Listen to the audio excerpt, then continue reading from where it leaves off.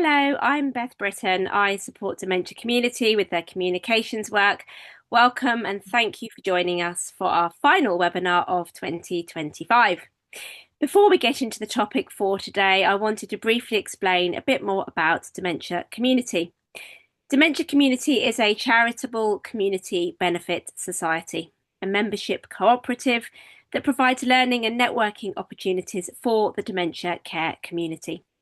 We are an independent voice and inclusive organisation aiming to help all of our members to feel connected, informed, inspired, empowered, purposeful and engaged in co-produced changes that improve everyone's experiences of dementia, both in care and in wider society. This webinar is just one example of the many ways in which we do this. Community members own a £1 community share in Dementia Community and membership is open to everyone. So if you aren't already a member, do join us. You can use the QR code on your screen, links also in the chat. If you're having any difficulties in joining Dementia Community, do message me and I will try to help. A couple of other little notices before we begin. So, really exciting announcement to share with you. The nominations are now open for our UK Dementia Awards.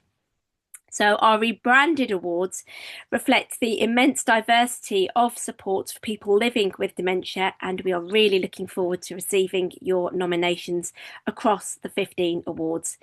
Please do use the QR code on your screen or the link in the chat to find out more. Nominations close at 5 p.m. on Friday, the 27th of February 2026. The Gala Awards lunch and ceremony is at Combe Abbey in Warwickshire on Thursday, the 30th of April 2026.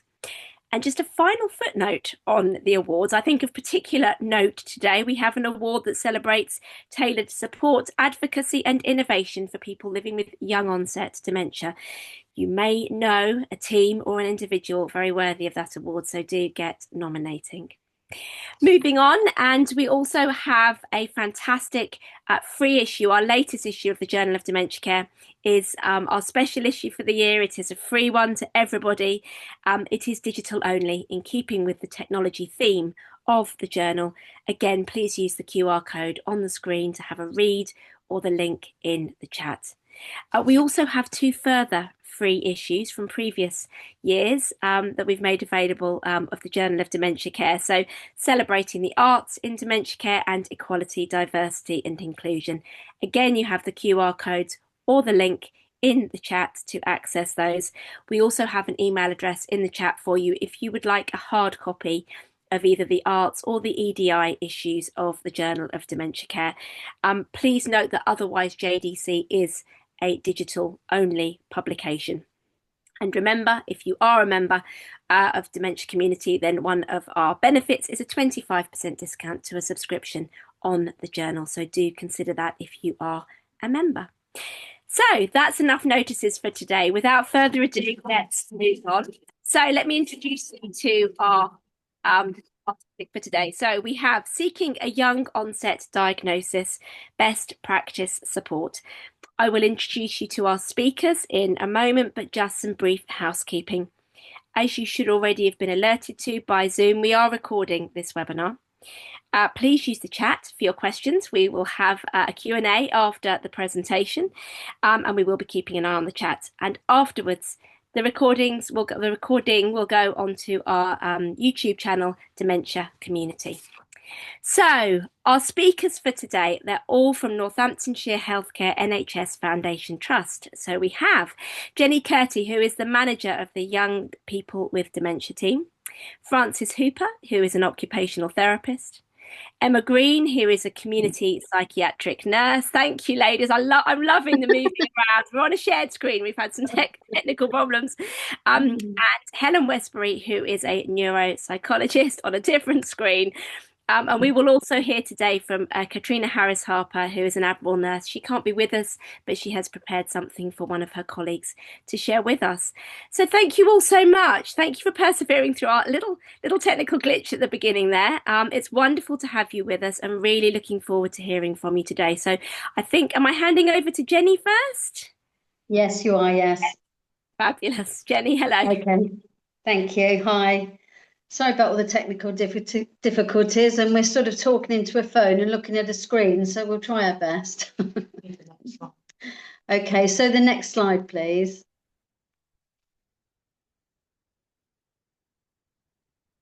Okay, lovely. So just a brief outline about the team. My name's Jenny Kerti. I'm the manager of the Young People's Team with Dementia, and we're in Northamptonshire Healthcare Foundation Trust. And thank you again for inviting us to speak with you today and tell you a little bit about our team and how we support those seeking a young onset diagnosis using best practice guidelines. We know for many that getting a young onset diagnosis is not an easy process, and that once a diagnosis has been made, that follow-up and support is often sparse. We are proud that in Northamptonshire we have a team dedicated to diagnosing young onset dementia that recognises the complexities and different presentations of the disease and the impact this has on individuals and their families. As a team, we are continually striving to develop and support those affected by dementia to live well, and we have access to a range of groups, information and community resources to enable this. The team is a nurse-led service, meaning that we do not have a consultant psychiatrist as part of the team, although we can access one for advice where needed from another team. The team is made up of nurses, an occupational therapist, neuropsychologist, and psychology assistants and admin. We have a few vacant positions, currently one of which is a support worker role. We cover the whole of Northamptonshire, as I've said, providing a memory assessment service for people under the age of 65 and provide ongoing support for those who have a diagnosis of dementia that have a high level of need, display significant risk or require medication monitoring. And slide 2, please. So as you can see, our referrals come from a variety of sources, including GPs, general and psychiatric hospitals, prisons, other specialist services. Once the referral is received, we screen this as a team to ensure any reversible causes have been explored, check bloods, etc. If not suitable for us, we will signpost this to a more appropriate service. Once accepted, this gets added to a waiting list. The average waiting time to be seen is approximately 4 months. Any urgent cases will be seen sooner. An assessment will then be carried out in either a clinic or within the service user's home, and this can take up to 2 hours. If we feel further assessment is required, we will ask for an OT functional assessment or a neuropsychology assessment. We may also request an MRI scan, and some of our nurses have completed the training so we can request these ourselves, and we don't have to rely on a consultant from another team to do this for us now, which was causing delays. Where we have complex presentations, the team will carry out case formulations to discuss findings and try to work towards a timely diagnosis where appropriate.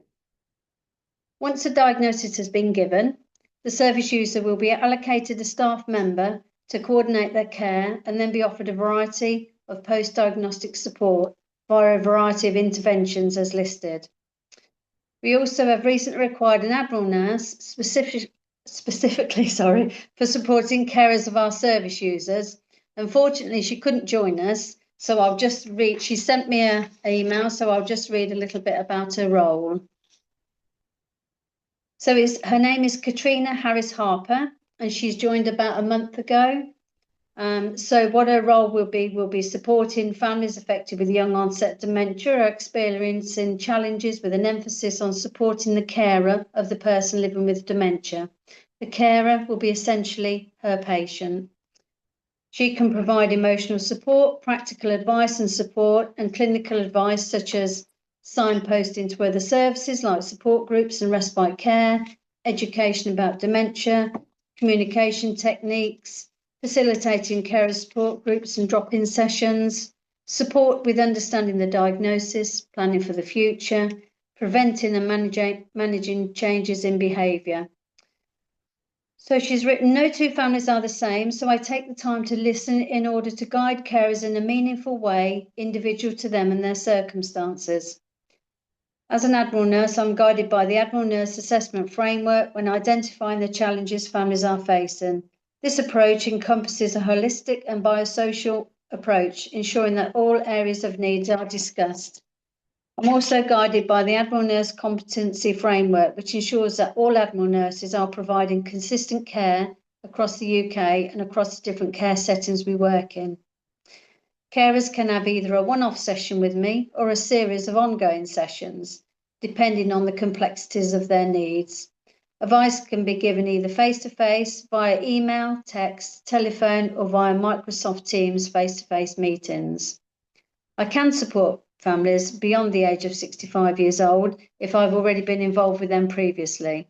There is no set rule for when a family is transferred over to the over 65 Admiral nurses. It's considered on a family-by-family basis, depending on prior involvement.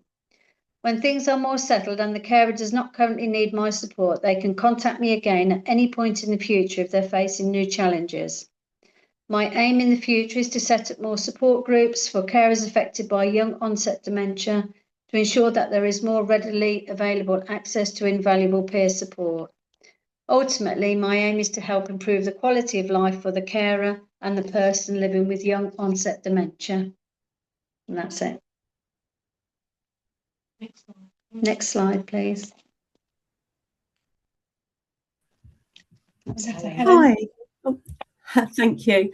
Hi, so I'm just going to speak to you about the role of neuropsychology in two parts. So first of all, I'm just going to speak to you about what our role is in the sort of diagnosis and formulation stage. So forgive me, so I'm a bit bunged up. So if I can't quite get my words out, that's why. And the red nose as well.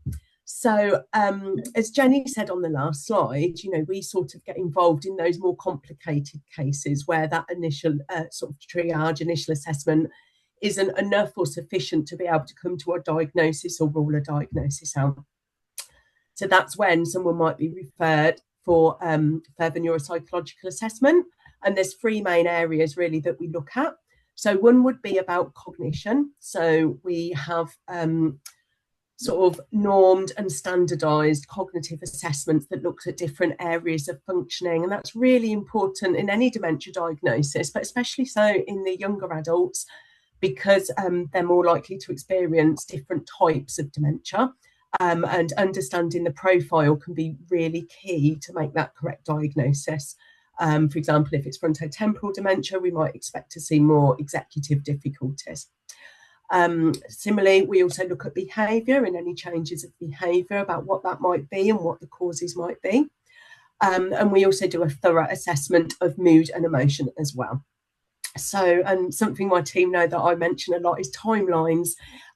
These are so important when trying to make sense of a diagnosis, to understand the onset of different symptoms in relation to different life events.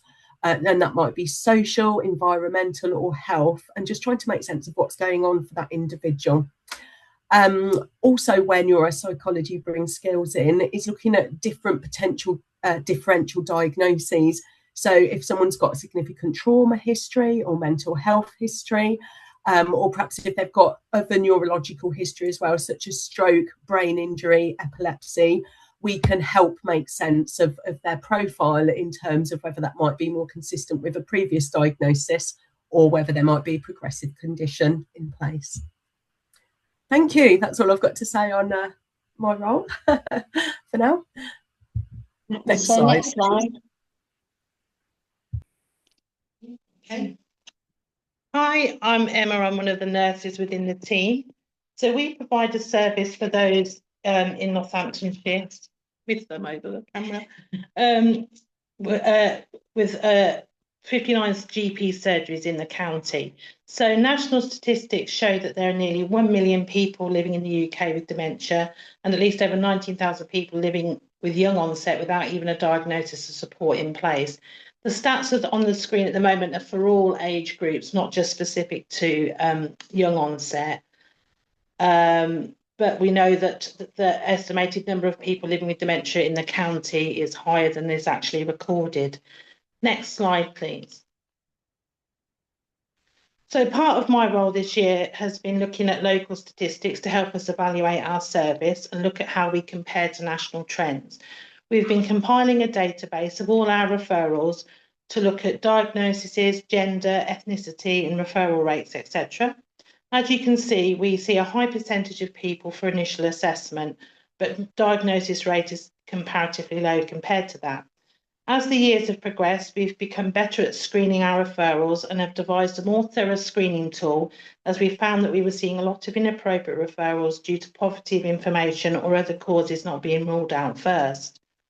There is a bit of a dip during the COVID-19 pandemic when our referral rates did drop a little bit, but then very quickly rose again. We had to adapt during this time because we didn't want to stop offering a service, and we continued to carry out assessment using Microsoft Teams, which was a bit of a challenge for the team, and relied on the service user being able to access a computer and have support with that. But also for us to do the Admiral assessment tool remotely was also a steep learning curve for us. But we didn't want to sort of have our referrals sort of become backlogged, and then that'd be an increase on waiting times for people to access a diagnosis. So next slide, please. So from collating information from 2018, and this is up to 2024, our local diagnosis types reflect national trends, really, with Alzheimer's being the most prevalent, followed by vascular and frontal temporal dementia. Okay, next slide, please.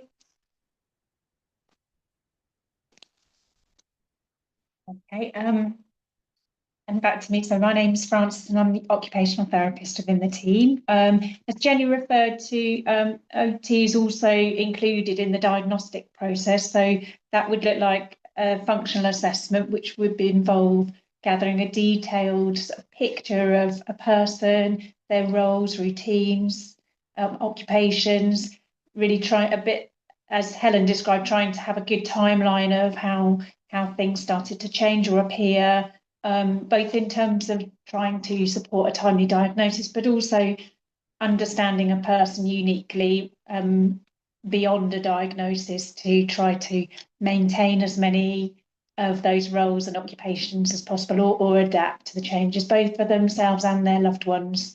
So we have quite a lot, hopefully, on offer in terms of post-diagnostic support. We mirror our older people's services in terms of offering anyone that wishes to or is able to access a Living Well with Dementia course, and that is following the course developed in Bristol, but we have been involved in communications with them in terms of trying to adapt it to most appropriately meet people of a younger age. So typically that includes maybe more emphasis on discussions of things like adapting to not driving, or employment coming to an end or changing, because they're key parts of the process. So we do run these regularly. One of the challenges can be the geographical area, because we need enough people to sort of run a group who can all get to the same location. So that can delay the availability at times, but where we provide those, they've been very well received in terms of linking people. And I've put some keywords on here. So peer support and connection are key things in people's evaluation that they always highlight in terms of meeting other people. So not feeling as isolated, meeting people of their own age with similar interests, where perhaps some of the community run services for people with dementia are perhaps not always so suited to their needs. But we've certainly had very positive responses from the groups that are in the community once they're aware of people's needs, younger people with dementia, trying to adapt to them. We've got a very good memory club in the county, and our colleagues in Northamptonshire Carers and Alzheimer's Society, again, providing services. So linking people within those groups that are existing, and also cognitive stimulation therapy. We run a 14-week course, and we've had some great successes over the last year where people were so sad once this came to an end that family members have actually taken the initiative to provide an ongoing group which they run themselves with other people living with dementia. So that's been it was always a vision to try to get to a model where people are linked in with peer-led activities to be an ongoing support system, and that's really starting to happen now, which has been really positive. Next slide, please. And an example of something which I'm not going to spend too long on it, because I'm going to hand over to a video with two of our group members to say a lot more eloquently than myself about their own experiences. But if we could just actually skip to the next slide. This is a picture of an accessible garden project that we've been very lucky to be involved in recently in a reserve called Stanwick Lakes in Northamptonshire. And it came from, we used to go for sort of informal walks and cafe visits, and their wellbeing worker linked in with us there was very welcoming and really seemed to respond to the needs of the people in the group, and shared that she had a vision for an accessible garden project, managed to secure some charitable funding, and the photograph, sort of the second one in on the left, shows quite a sparse bed. That's where we started. I think it was about April, May time. We had sort of three couples that have been involved in the project from the beginning. And we've been so lucky to have the direction and guidance of a wonderful gardener from Groundworks in Northamptonshire, Cheryl, and she has been the skills and expertise in terms of gardening. I've just turned up. But what we've really found from these groups are that it's a safe place, supportive environment. People have brought their wider families. So the chap sort of fixing the archway there is the son of one of our group members. We've had other people's daughters joining when they're back from university. So just a place people can come and be together and using their strengths and abilities.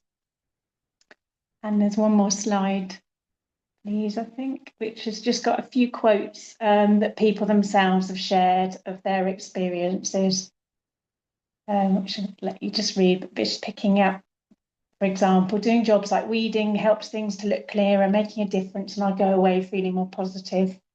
So I'm now going to hand over, if we could play the video, please.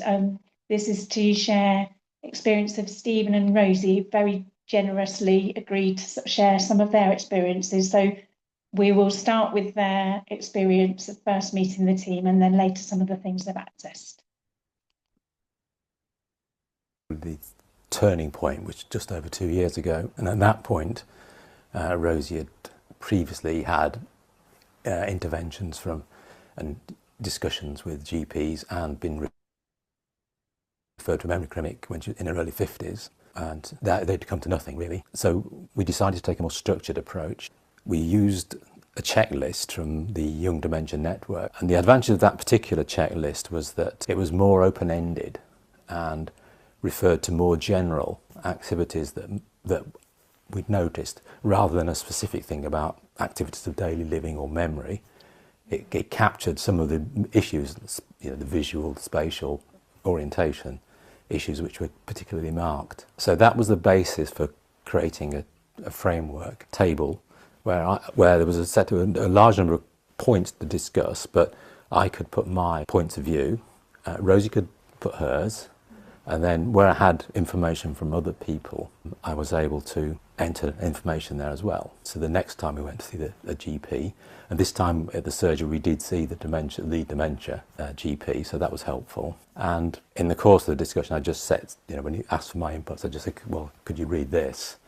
And he did. He read it very carefully, and then said, well, I think I don't need to go further, I will make a referral. That was the point which we actually got referred to yourselves. Things happened very quickly then, and everything seemed a lot easier than everything prior to that.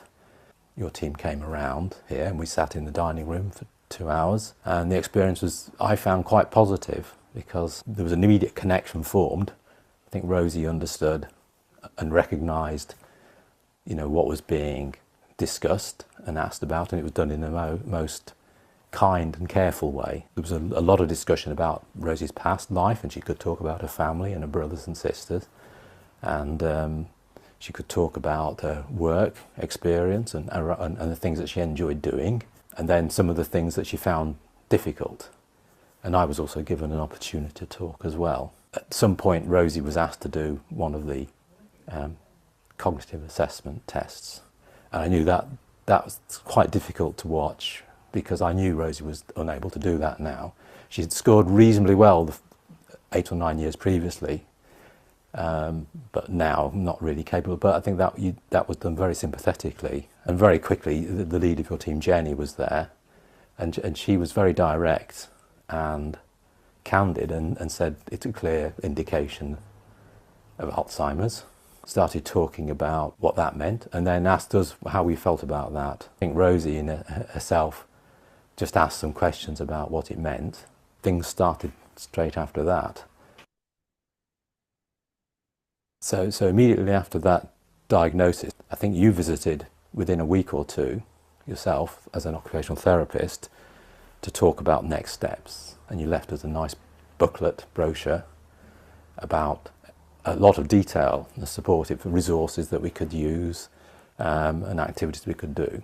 Rosie was started out on a Living Well with Dementia, and that was an 8-week course or a 6-week course. That was the first chance Rosie would have had on her own to talk with peers of her own about this in a safe space. We talked about it afterwards, and Rosie seemed to take something in from that and was able to then start expressing herself and actually talk about the difficult subjects, which we'd found quite difficult beforehand. So that was the first stage, and then from that you went on to a cognitive stimulation therapy course, which really was enjoyable for Rosie. I could, they came out of the room just bouncing. The games you were playing, and quizzes, reminiscences, keepy uppy type of balloon games. It was the highlight of the week, I think, for Rosie. Again, she was with a wider group of her peers, and those people now, nearly all of them, we're in regular contact with. So we have coffee mornings and walks, get together for lunch. So it kind of triggered a lot of useful peer support group from both the loved ones and the people with the diagnosis. You also do is the regular walks and the picnic, and I know those are really, really enjoyable things to go to. And from the walk at Stanwick Lakes, this developed into a gardening project funded by various charitable causes, which has been a lovely success this year. Really, going back 2 years, this is transformational, because it's changed the way we live our lives, and it's a disease which gets into your deep sense of who you are, and your relationships and your communications with people. And the activities we've been doing have basically allowed us to develop that relationship further. So I'm really thankful, because we were kind of not floundering, but without, not struggling to navigate, I would say, beforehand. I really hope that the services continue to be funded, because I think we are lucky in Northamptonshire to have these, and I hope that it's going to be a levelling up process around the country. I'm aware that where the funding comes from, piecemeal, it comes from different council funding, NHS funding, various charities are involved, the University of Northampton's involved, and each of them plays a very important role. And you just hope that nobody decides, in the interest of cutting a budget, that we don't need to do this, because I think a lot of things would stop as a consequence of that. In the case of dementia, this is the treatment. There is nothing more. Originally, precision of this diagnosis is most important, but I think you've gently shown us that observing and developing the way you live is much more important. And it's useful to know where they might be next, but we see that because we meet a wider group of people at different stages. So you can sort of see the pathway that you're on, and that in itself is, it's supportive to have that around us. So it's most important to keep it funded. And secondly, I think, if we go back several years before we met you and your team, there's a difficult area there where there's an unwillingness to diagnose dementia, and it's a more straightforward approach to say, oh, this is an anxiety disorder or it's a mood disorder, and then that creates difficulties because for the person themselves it's confusing in their own sense because they're suffering this, and they start to feel as if they are somehow to blame. You know, they haven't been able to fix the problem. It's a nice thing to do. We've met a lot of people and being able to move with them and talk about the different things that are around, that we've been working together. All that it's nice to get to know people and be able to work to a time. I was looking back yesterday, Rosie, about one of the groups you went last year, which you called the Daffodils group. Yes, and you had a song. You had a song, a group song, didn't you? Yes, I think we did it for a while. Yes. Was that Morecambe and Wise one? That's Sunshine. Yes. Yes, give me sunshine if you're sorrow. So you sang that never won't be. So every week you were singing that with the group, were you? On the television. And some weeks you did a lot of exercise and things. Was there a game with balloons, keep you uppy type of thing? Oh yes, that was great fun. It's just good fun. It's keeping it's a bit of sort of keep you uppy sort of thing. As long as you could. Very delicate for us, but yes, it was quite fun when we'd start doing that. I've played that one because we played that one at the Memory Hub in Northampton, don't we, occasionally, and it is good fun. But we have to stay sitting down. Yeah. The rules there, you can't stand up, and whereas you were running around the room, weren't you? Another group we just finished last week about the gardening at Stanwick Lakes. You want to say something about that? That's been great fun, hasn't it, this year? Oh, that has, yes. Everyone has got used to the area. Where it is. It's all very interesting. Yes. And see what's happening in the area. An accessible garden, isn't it? Oh, yes. Yeah. Yes, it gives you. It was very enjoyable because you suddenly get to learn about what was happening in all the plants and the different things you can make in the garden. And did some painting, didn't we? Yeah. Painted it blue. And yellow. Forget me not that blue. Sounds like a song, that doesn't it? And you did a lot of watering in the summer when it was so dry. Oh yes. Pass it up. It's a long walk to the tap, wasn't it? Watering can up again. You did music this morning, didn't you, with the Brain Gym? Yes. Yeah. So you like the music? Is your favourite, I think? Singing along to the songs. Yes. Well, it's a nice way to sort of talk to everyone, as long as they don't think I'm saying too much.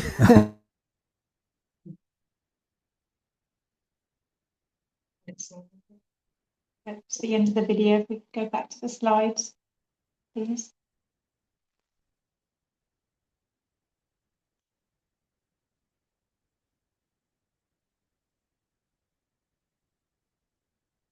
And the next one, please. I think we're back to Helen.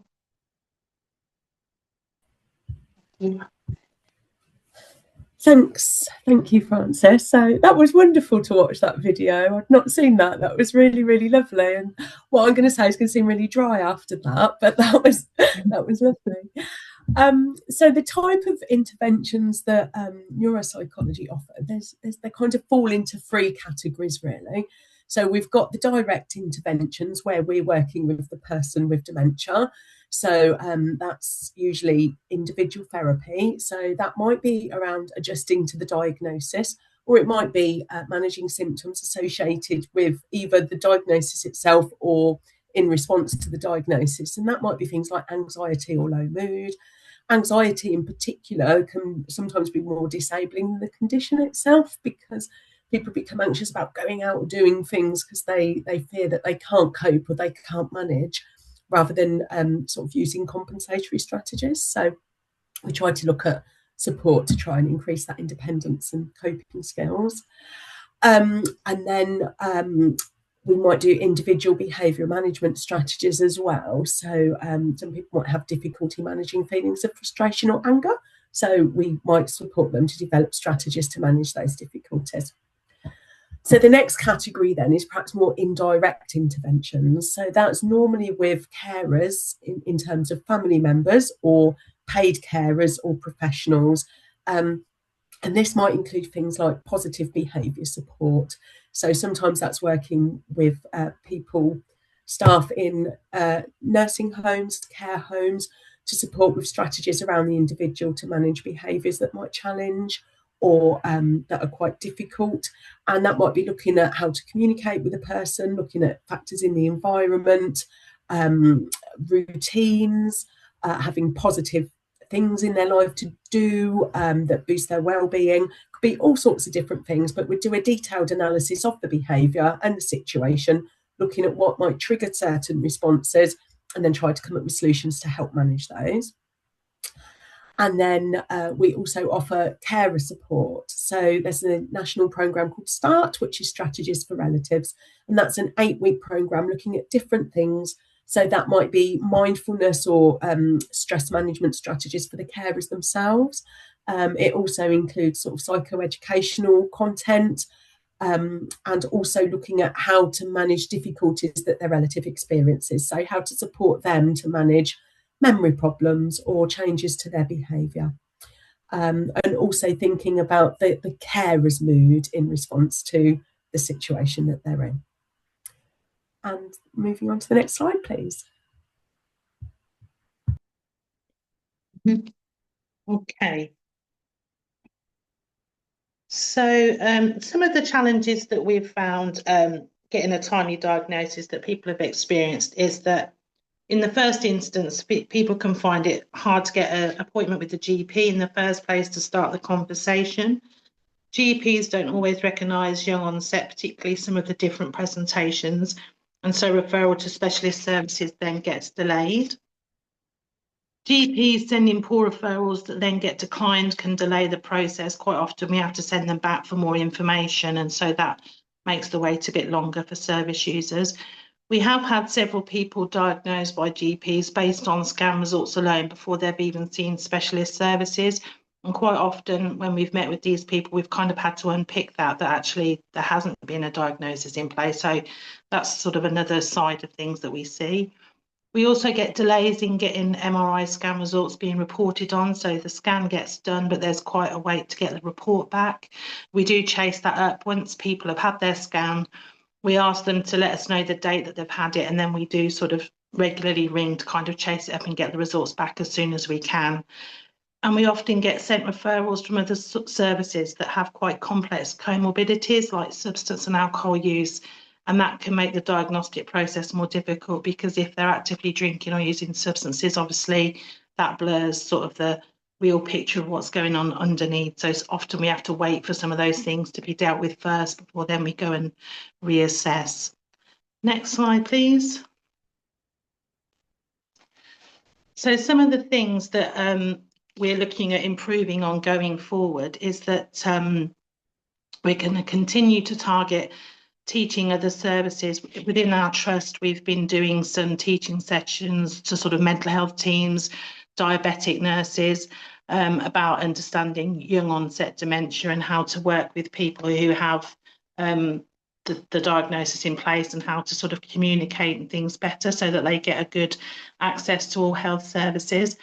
One of the things, as I say, we've already mentioned about some of the issues with GP practices is about targeting surgeries and linking in with their dementia leads to kind of try and educate them a bit better and look at how they can send us better information. Also being more aware of all the different presentations and unusual types of dementia in younger people.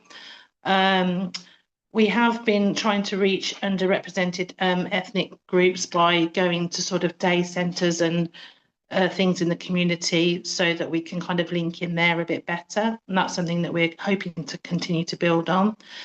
We want to sort of increase our social media profile a bit more and do things like podcasts so that we can advertise some of the things that we have been doing, upcoming events. By doing podcasts as well, we hope to sort of talk to a variety of different people and include service users and carers again to develop that peer support even more. We also do link in with doing teaching sessions at nursing homes and care homes, particularly those that do tend to cater for our client group. Again, just to help with things like managing communication and behavioural changes. And again, it's been really useful. The feedback from them is that they didn't realise about the many different types and presentations in younger people.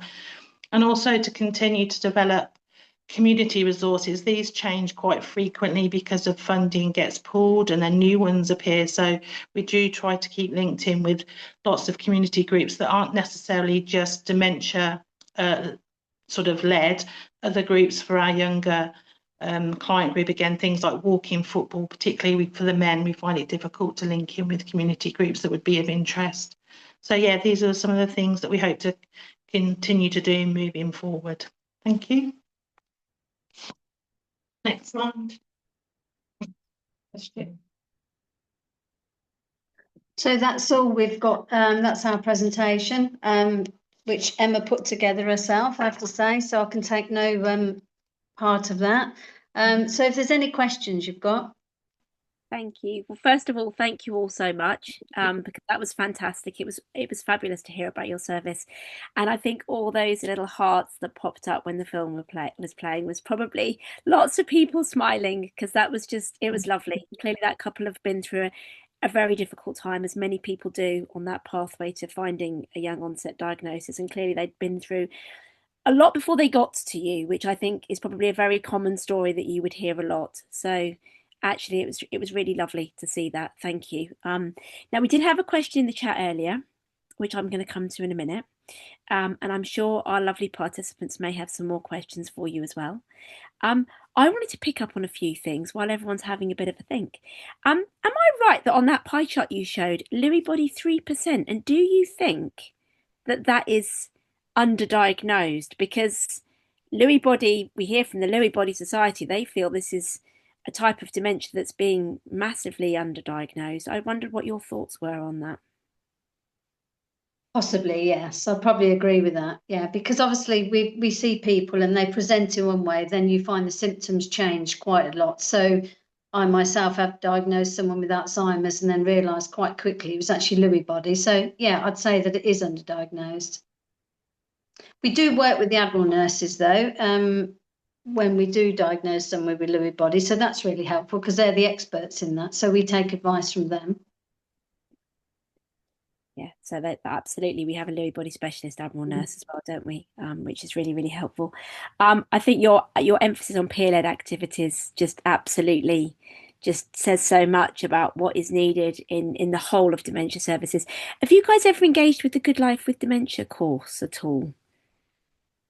No, not yet. I could do. So I'll give that a little shout out on here. So we did do a webinar about Good Life with Dementia, which is very much it's training delivered by people living with dementia for people living with dementia. Once people have had the training, they have the chance to become peer trainers themselves. So that's a little shout out for that, which perhaps would only enhance what you're already offering, which is so much. I love the garden project. That's just amazing.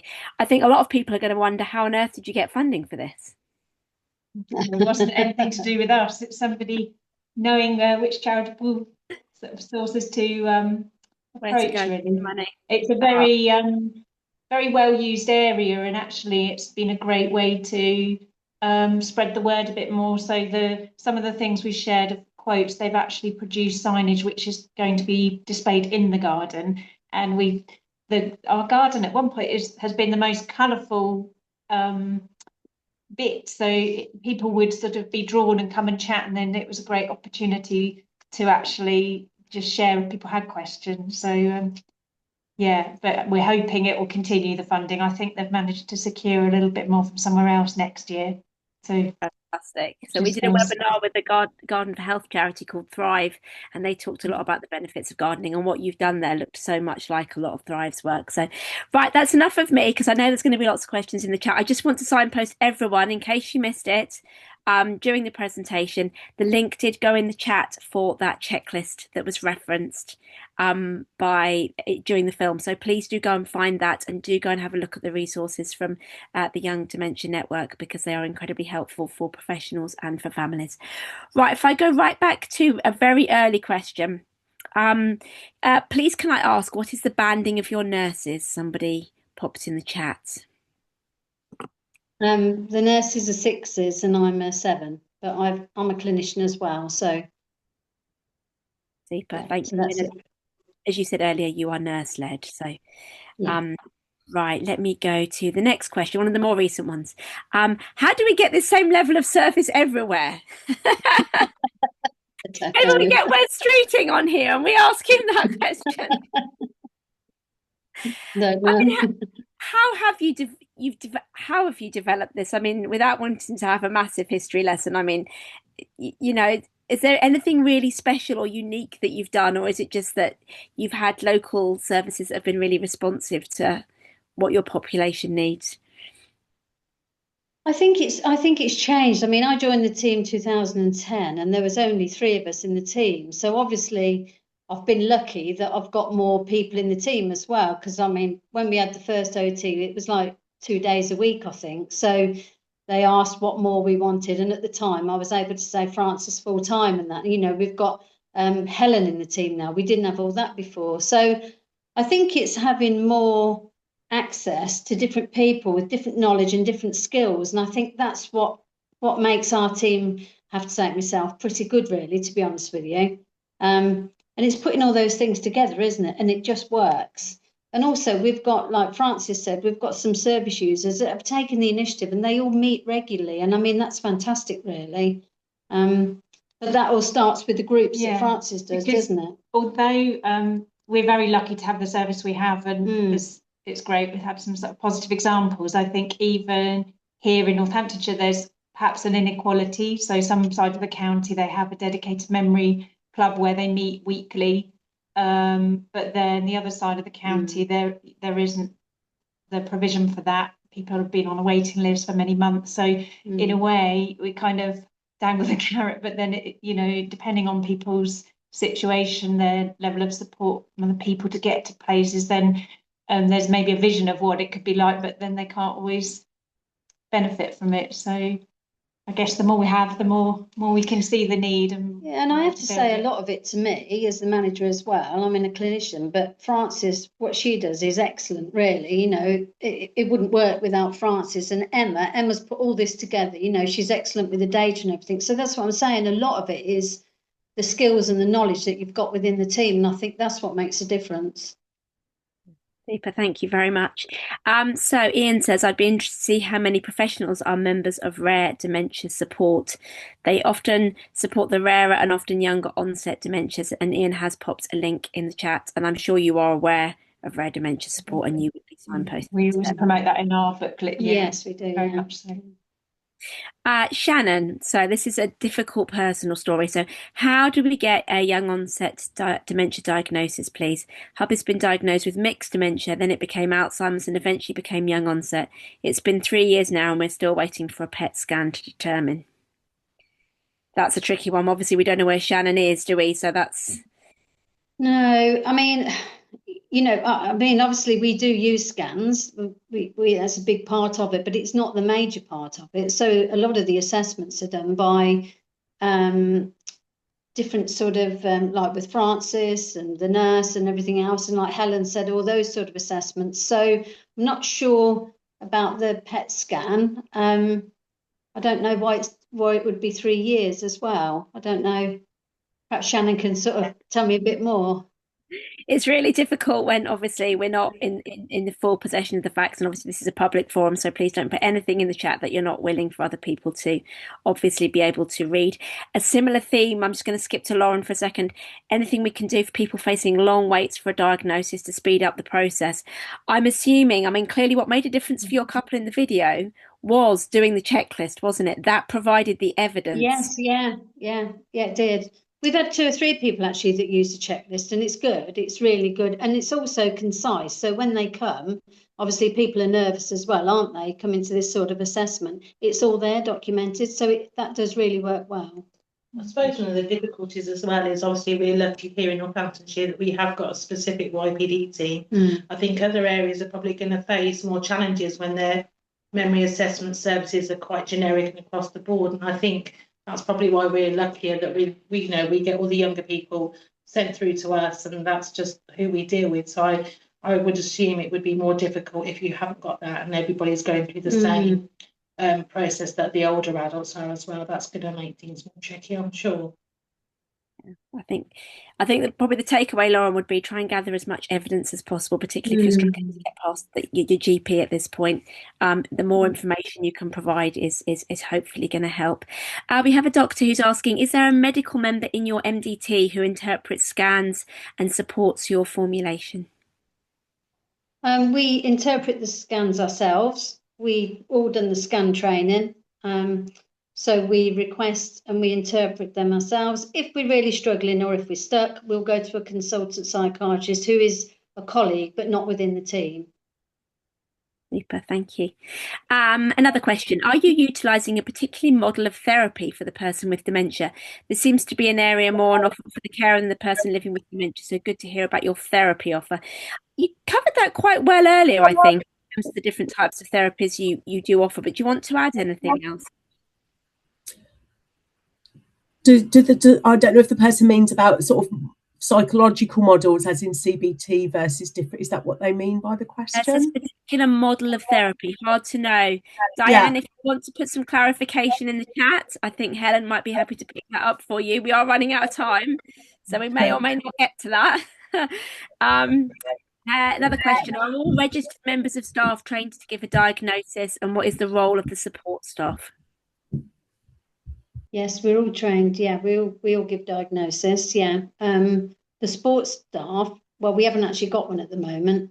Have we? We've advertised a couple of times, but we're probably changing the role now, I think. It's quite a mixed role, the support, in terms of very much the post-diagnostic sort of stage. So often people have fed back to us what they found most helpful is timely reminders about things like benefits, sort of signposting or actual support with benefits claims where it's needed.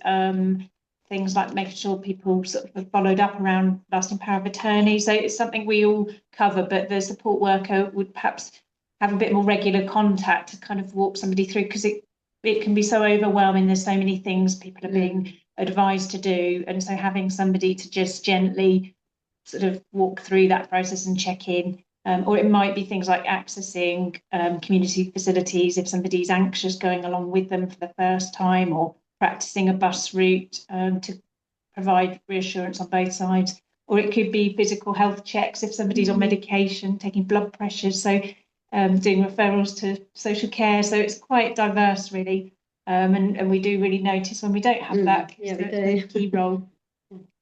It sounds like if you want a great job and you want to work with some super people, there you go. Go check out the vacancy. Okay, so we're running out of time. Do you have any social groups or peer support groups that are only attended by those living with dementia, young onset dementia, so without their carers and family members? Are they groups where people go on their own? Yeah, so the living well with dementia is, as Stephen explained in the video, it was sort of separate. So only the person with the diagnosis would do the whole course. We do sort of have people supporting for the first and the last one, just so that they have some background of what we're covering. So if they have questions or want to chat afterwards, but yes, those weeks, and also the community cognitive stimulation therapy, that's only for people with the diagnosis. But what we're really striving to do is to have a parallel session with some support for their loved ones as well. We'd had sort of ad hoc ones, but now we've got Katrina, our Admiral nurse. We're hoping to have something a little bit more structured and a bit more consistent, I guess is the word. Super, thank you. Do you have a document outlining your best practice guideline? I'm just working on. Well, we are in the process of working on it. Yeah, sorry, we are a bit slow, I think, because we've had some staff leave, so we've got a little bit behind with things. But yes, we have got one, nearly. Super, thank you. So some lovely comments coming in about how super the webinar has been.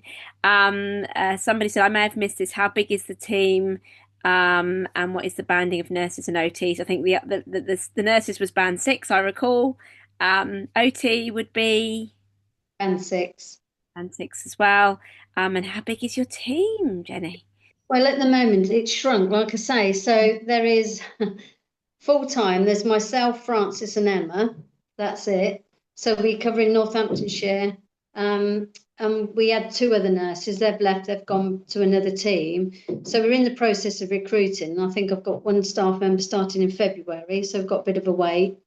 The support worker, I think we might be looking at changing the role, sort of thing. So to sort of, because we haven't been able to get one. And then we've just got, psychology. We've got psychology. We've got Helen, 2 days, isn't it, Helen? 2 days. And we've got psychology assistant as well. And she's 2.5 days. So that's it currently. Super, and thank you. Yes, it was confirmed it was psychological therapy. And yes, Helen, you have answered. I will read it out for the purposes of the recording. So for psychological therapy, it depends on the individual. It might be CBT or behavioural activation of more practical strategies. I don't know if that's a typo. I think that might be proactive. Yeah, that is a typo. I was trying to type quick before she left. I think it's really clever in medical language that I'm not yet aware of. No, it's not. It's just supposed to say or more practical strategies. Do you want to read the rest of it? Because I'm not sure if the rest of it is correct.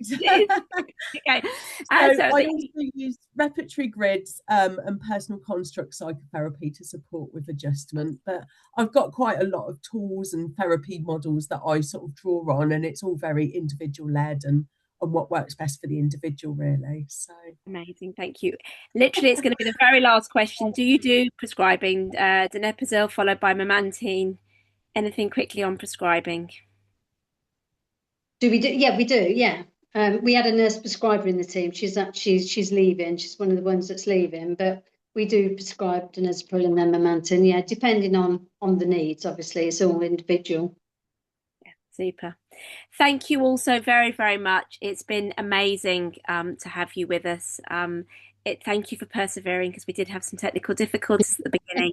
But it's been fabulous to hear about your service. I think a real high to end our year of webinars on. So thank you. Thank you very much to Jenny, to Francis, to Emma, to Helen, and Katrina, hopefully watches the playback. And also thank you to our colleagues at Young Dementia Network who've supported us through the process of putting this webinar together, and they've been with us today as well. So thank you so much. It's been wonderful. Thank you.